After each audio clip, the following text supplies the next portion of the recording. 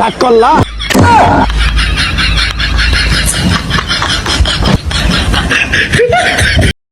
তোরা কি করছস?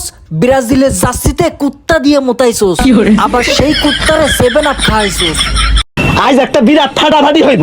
কেন ভাই, তোদের ঘরে মা বোন নাই? ভাই শুধু তাই না, ওই দেখেন খাম্বার সাথে কি বাইন্দা রাখছে।